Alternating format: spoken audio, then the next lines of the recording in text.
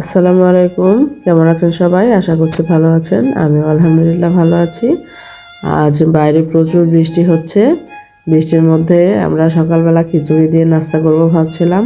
তো খিচুড়ির সাথে একটা ভর্তা বানিয়ে খেয়েছি। তো ভর্তাটা আপনাদের সাথে শেয়ার করলাম। সে ভর্তাটা ছিল ইলিশ মাছের লেজ দিয়ে বেগুনের ভর্তা। তো এই ভর্তা বানানোর জন্য আমি প্রথমে নিয়েছিলাম 3টে বেগুন। বেগুন 3টেকে ভালো করে ধুয়ে তারপর ফালি করে কেচে নিয়েছি। কেচানো বেগুনটাকে আমি 1 চিমটি লবণ, সামান্য পরিমাণ হলুদের গুঁড়া এবং সামান্য পরিমাণ মরিচের গুঁড়ার সাথে বেশ ভালো করে মেখে নিয়েছি। তো বেগুন আগে থেকে হলুদ লবণে মাখিয়ে রাখলে সেই বেগুনটা ভাজা খুব ভালো হয়, ভেতরে লবণ পৌঁছায় এবং তেলটাও বেশি লাগে না। এমনিতে বেগুন ভাজলে প্রচুর তেল টানে, পরে ভাজার শেষে বেগুনের মধ্যে তেল জমে থাকে। আর আগে থেকে মাখিয়ে নিলে ভেতরের তেল পৌঁছায় না, কিন্তু সুন্দর করে ভাজা হয়। তো আমি বেগুন মেখে নিয়েছি। এবার আমি মেখে নেব ইলিশ মাছের 2টো লেজ। আমি 2 পিস লেজ নিয়েছি এখানে। লেজ দুটোকেও আমি সুন্দর করে হলুদ মরিচ লবণের সাহায্যে মাখিয়ে রেখে দেব। এবার হচ্ছে ভাজার পালা। তো ভাজার জন্য যেহেতু আমি ভর্তা করব, সেজন্য সয়াবিন তেল না দিয়ে সরিষার তেল দিলাম। তো সরিষার তেলটা গরম হয়ে এলে গরম তেলে আমি দিয়ে দিলাম আমার বেগুনগুলো দিয়ে জালটা অবশ্যই খেয়াল রাখবেন যেন হাই হিট না হয়ে যায়। আমিও এখানে মিডিয়াম লোতে হালকা করে ভেজে নিয়েছি। হালকা তাপে ভাজলে কি হবে, মানে মৃদু আঁচে ভাজা হলে উপর থেকে পুড়ে যাবে না এবং ভেতরেও ভালো সিদ্ধ হবে। তো এভাবে 2-3 বার উল্টে পাল্টে অল্প আছে আমি বেগুনগুলো ভেজে নিলাম। আমার বেগুন ভাজা হয়ে গেলে এবার এগুলো উঠিয়ে নেব। তারপর আমি ভেজে নেব ইলিশ মাছের 2 টুকরো লেজ। তো আপনারা দেখতে পাচ্ছেন আমার বেগুন ভাজা প্রায় হয়ে এসেছে। এখন আমি এগুলো তুলে নেব।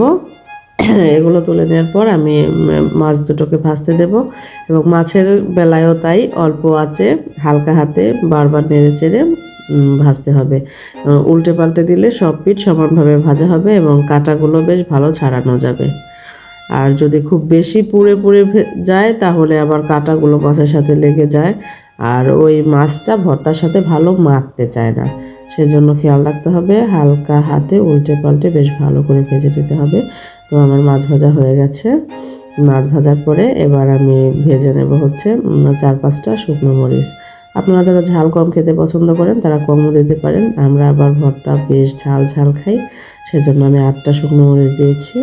তো শুকনো মরিচগুলো ভালোভাবে নেড়ে চেড়ে ভেজে নেব আমি। মরিচের সাথে আমি বোটা রেখেছি। মরিচের সাথে বোটা রাখলে অনেক সময় ধরে মরিচটা মুচমুচে থাকে।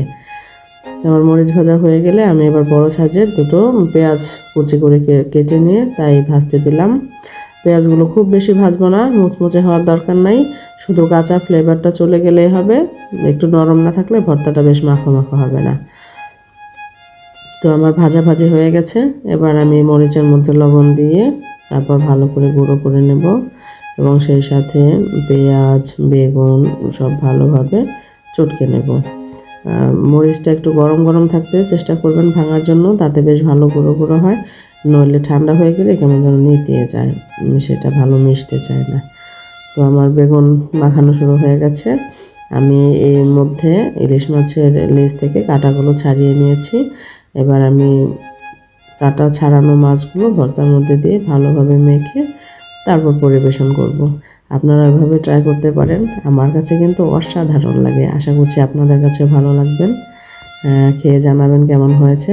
ভালো থাকবেন সবাই। আল্লাহ হাফেজ।